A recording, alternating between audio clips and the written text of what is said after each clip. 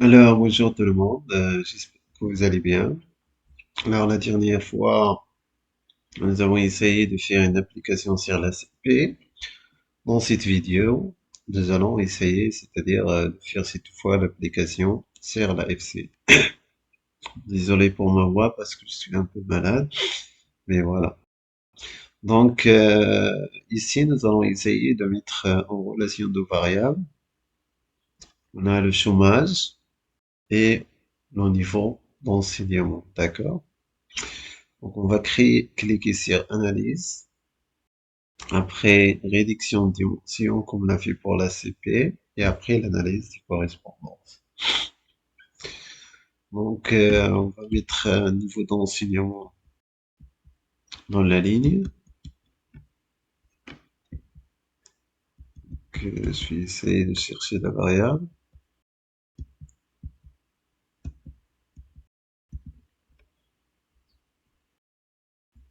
Analyse, réduction de dimension, analyse de correspondance,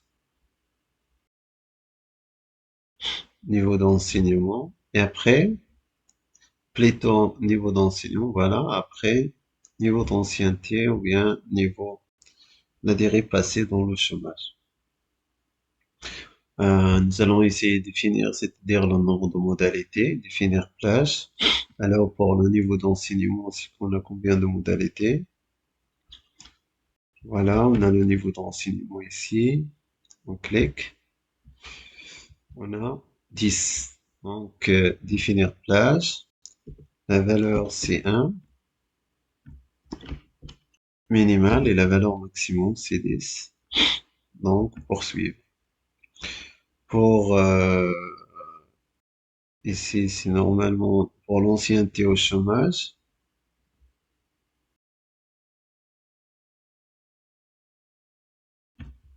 Ce n'est pas la variable.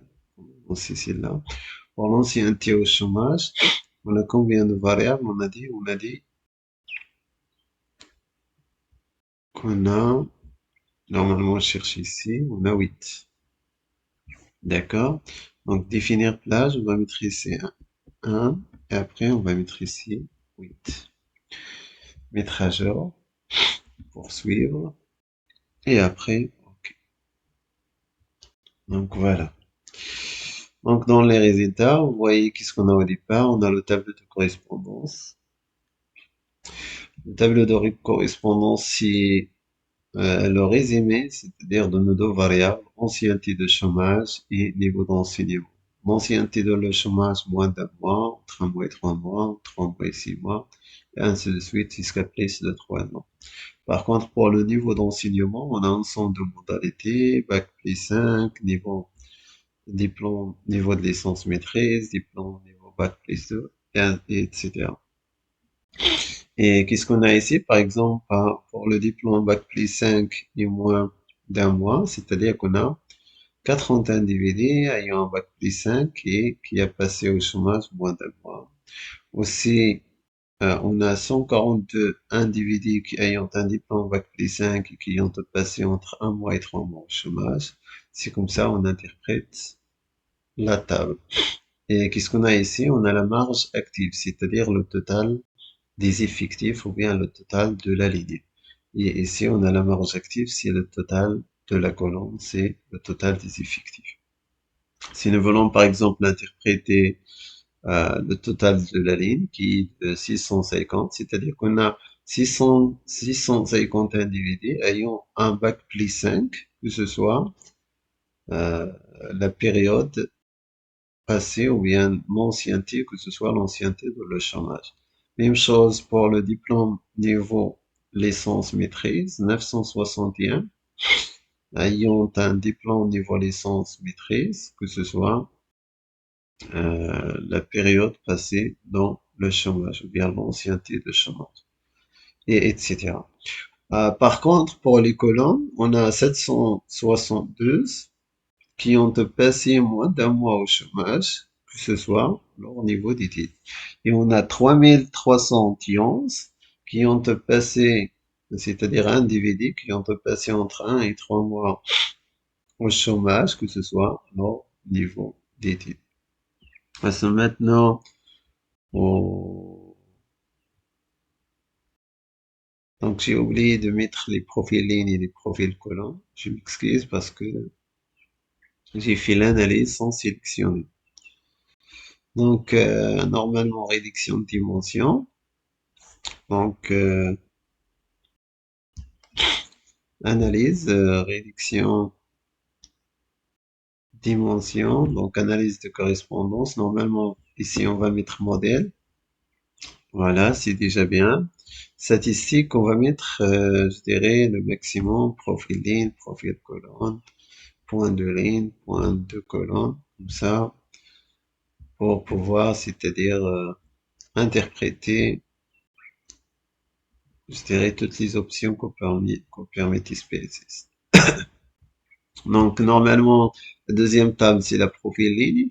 Donc, par rapport à la profil ligne, ce sont les fréquences. C'est-à-dire, si par exemple, pour la première observation, ou bien pour la première modalité, on a 43, on la divise sur le total de la ligne et ça nous donne cette valeur. Même chose, 140, on la divise sur le total de la ligne, ça nous donne cette fréquence.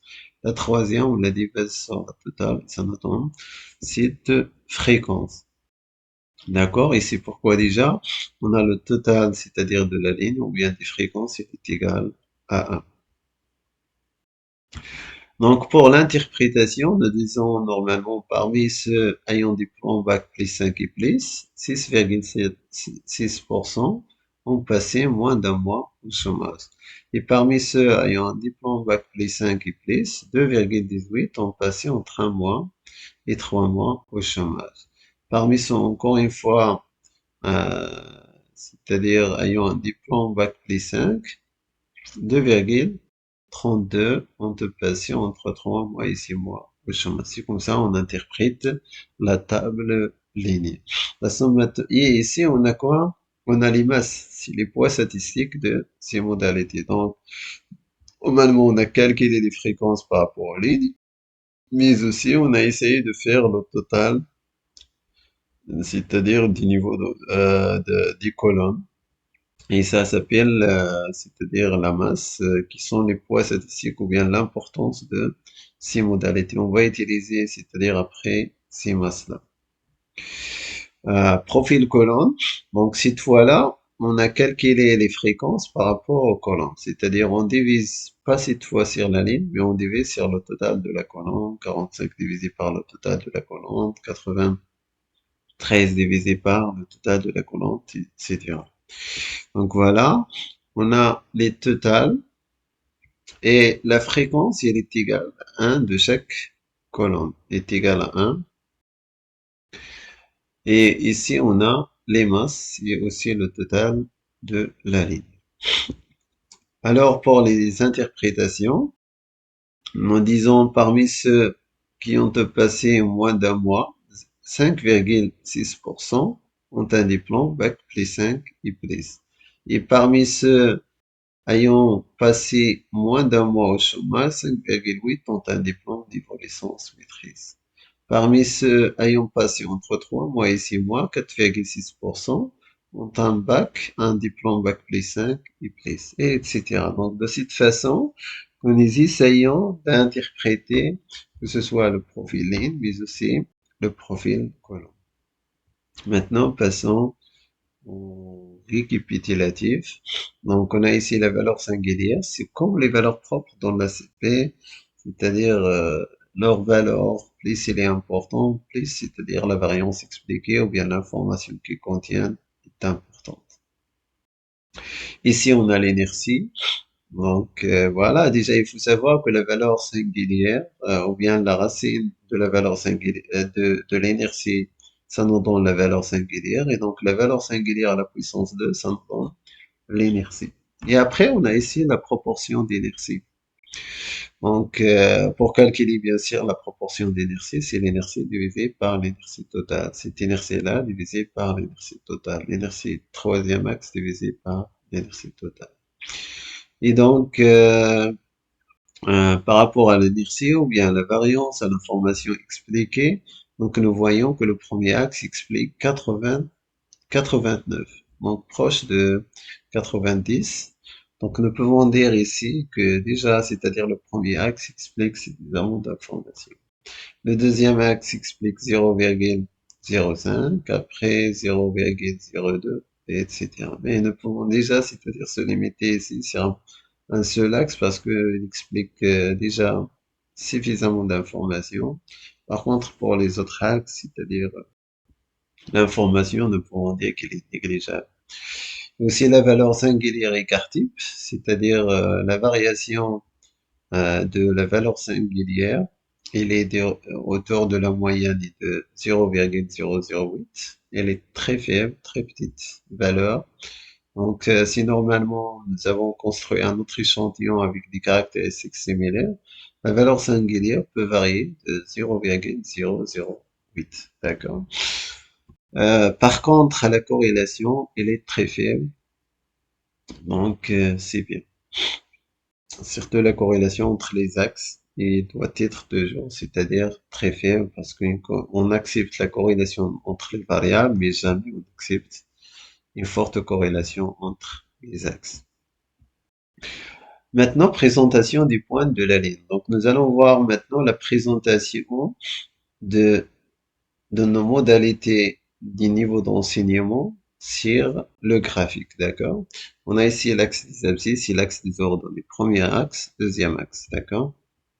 Donc, on a ici les masses. Comme on a déjà dit, la façon dont on a calculé ces masses, c'est à partir des profils colons 0,38, 0,56, profil colon, d'accord?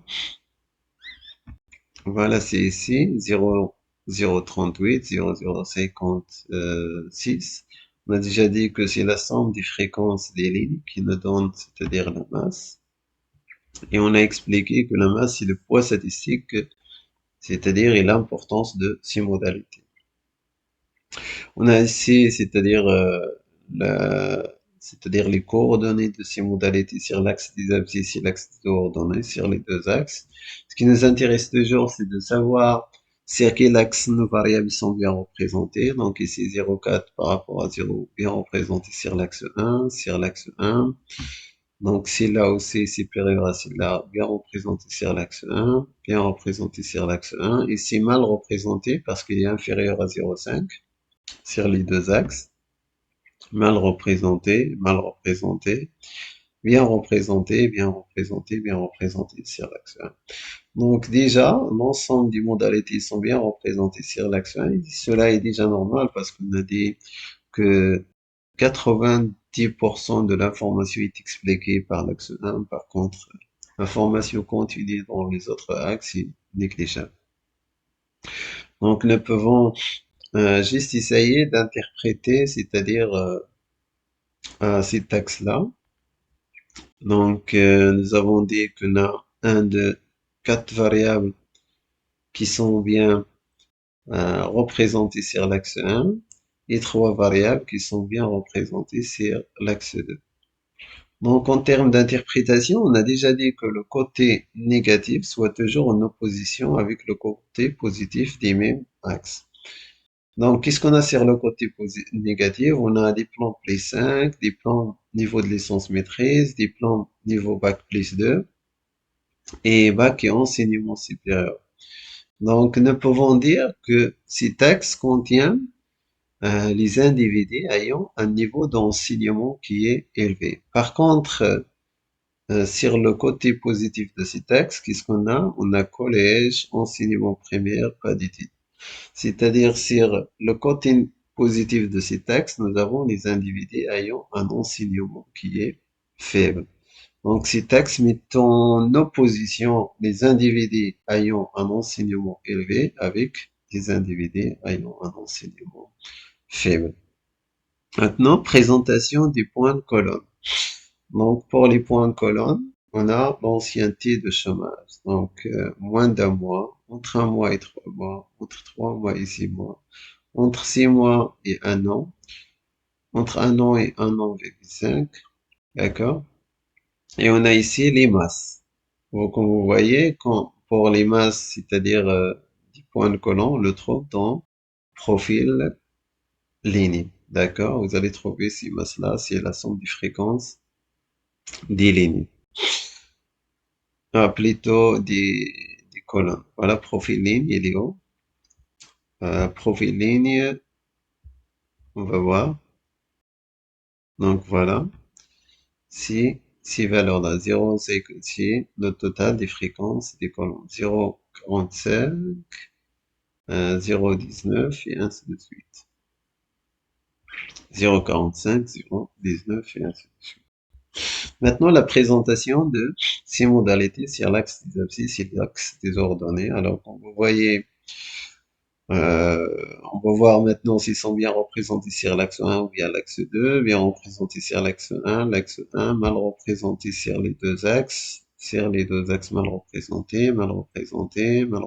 sur les deux axes, bien représentés sur l'axe 1, bien représentés sur l'axe 1. Donc la même chose, déjà, c'est-à-dire nos modalités sont bien représentées sur l'axe 1, aucune modalité n'est bien représentée sur l'axe 2, donc on va essayer de l'interpréter par rapport à l'axe 1. Donc les valeurs qui sont supérieures à 0,5, on a ici 2 sur le côté négatif et 2 sur le côté positif. Et comme on a toujours dit, c'est-à-dire les caractéristiques de ces valeurs ou bien de ces modalités sont une opposition des caractéristiques des modalités qui se trouvent sur le côté positif. C'est-à-dire, si on a les pauvres ici, on a les riches ici. On va voir qu'est-ce qu'on a ici. On a moins de 1 mois, entre 1 mois et 3 mois. Et ici, on a entre 2 et 3 ans, plus de 3 ans d'ancienneté. Donc, nous pouvons dire et conclure que sur le côté positif, on a les individus ayant passé une courte durée au chômage. Par contre, sur le côté positif, on a les individus qui ont passé une longue durée au chômage. Donc, cet axe met en opposition les individus ayant passé une courte durée au chômage avec les individus qui ont passé une longue durée au chômage. Maintenant, nous allons essayer de faire le croisement entre la variable d'enseignement et la variable d'ancienneté de chômage. Donc, sur le côté négatif, qu'est-ce qu'on a ici? On a les individus ayant un niveau d'enseignement élevé. Et ici, sur le côté négatif, on a les individus ayant passé une courte durée au chômage. Donc, nous pouvons dire que les individus ayant un niveau d'enseignement élevé passent une courte durée au chômage. Par contre, les individus ayant un niveau d'enseignement qui est supérieur passent, plutôt ayant un niveau, je reprends, les individus ayant un niveau d'enseignement élevé passent une courte durée au chômage. Par contre, les individus ayant un niveau d'enseignement qui est faible passent une longue durée au chômage. Donc voilà, grosso modo. On a déjà arrivé, c'est-à-dire au résultat, c'est-à-dire d'après la table. Possible que même le graphique n'est plus important, mais c'est vrai parce que cet exemple est plus, je dirais, simple. Nous avons essayé de prendre des exemples simples qui vous facilitent, mais parfois, ça sera très difficile de conclure dans les tableaux et je dirais que le graphique est assez intéressant et de grande importance. Passons maintenant aux autres tables avant de passer au graphique. Donc, on a ici les points de ligne de confiance. Donc, on a l'écart type dans nos variables. Quand vous voyez l'écart type est très faible dans l'ensemble des variables, ça veut dire que nos variables sont stables. Aussi la même chose sur l'axe 2, ils sont très faibles, à part pas d'études. C'est la seule variable où on a l'écart type est un peu élevé. Mais ça n'a rien à voir, c'est-à-dire ça impacte pas nos résultats parce que déjà, on a interprété l'ensemble des résultats par rapport à l'axe 1 parce qu'ils sont bien représentés par rapport à l'axe 1. Maintenant, on va essayer de voir la corrélation entre les deux axes. Donc, la corrélation, elle est très faible. Donc, aucune corrélation entre l'axe 1 et l'axe 2. Et comme on a dit, il faut avoir de corrélation entre les axes. Par contre, la corrélation est toujours acceptée entre les modalités ou bien les variables. Passons maintenant, c'est-à-dire à la variable d'ancienneté. On va voir l'écart type encore une fois, elle est très faible. sur les deux axes. Donc, nos variables ou bien nos modalités sont stables. La corrélation entre les axes aussi, elle est très faible. Donc ici, on a la représentation c'est-à-dire des lignes. Voilà, bah, au niveau d'enseignement, normalement, il faut dessiner l'axe des abscisses et des ordonnées, comme ça, vous pouvez, c'est-à-dire mieux interpréter. Et deuxième graphique, c'est-à-dire pour la variable ancienneté au chômage, d'accord? Donc, comme vous pouvez voir déjà ici, on a des individus ayant une courte durée au chômage, et ici, les individus qui ont passé une longue durée au chômage. Même chose ici, on a les individus ayant un niveau d'enseignement, c'est-à-dire faible, et ici, les individus ayant un niveau d'enseignement supérieur. Normalement, il faut dessiner. Mais on va faire ça, c'est-à-dire dans le croisement des deux graphiques. On a, c'est-à-dire l'enseignement avec l'ancienneté au chômage. Donc voilà, dans ce graphique-là, déjà, on a les deux dans ce graphique, donc c'est mieux d'interpréter ce graphique. Je vais être un peu bref pour ne pas, c'est-à-dire rendre la vidéo très longue. Donc normalement, il faut dessiner les deux axes, donc axe des abscisses. Et après, on a l'axe des ordonnées, 1 à 0. Donc fermé. Donc qu'est-ce qu'on a? Toujours, il faut voir, c'est-à-dire les données, s'ils sont bien représentées par l'axe 1 ou bien l'axe 2 pour les interpréter par rapport à l'axe où ils sont proches. Mais comme on a déjà l'ensemble des données, ou bien l'ensemble des modalités sont bien représentées sur l'axe 1, donc aucun souci dans cette application. Et si en vert, on a le niveau d'enseignement et en bleu, on a l'ancienneté au chômage, même chose ici. Et comme on a déjà dit, c'est-à-dire les, quand les modalités proches, c'est-à-dire qu'ils s'attirent, c'est-à-dire qu'il y en a des choses, c'est-à-dire entre, c'est-à-dire que les modalités s'attirent entre eux. Et nous pouvons déjà dire, par exemple, par cas d'études d'enseignement primaire, on a plus de 3 ans. C'est pourquoi on a déjà dit que les modalités qui se trouvent sur le côté positif, on a l'enseignement euh, est faible et on a une longue durée au chômage. Donc les individus, ici se trouvent les individus ayant un niveau d'enseignement euh, élevé, ou bien les individus ayant un niveau d'enseignement élevé passent une longue durée au chômage. Par contre, ici, on a les individus ayant un niveau d'enseignement, plutôt ici, on n'a pas d'études d'enseignement primaire, donc les individus ayant un niveau d'enseignement faible passent un niveau, on passe une longue durée euh, dans le chômage.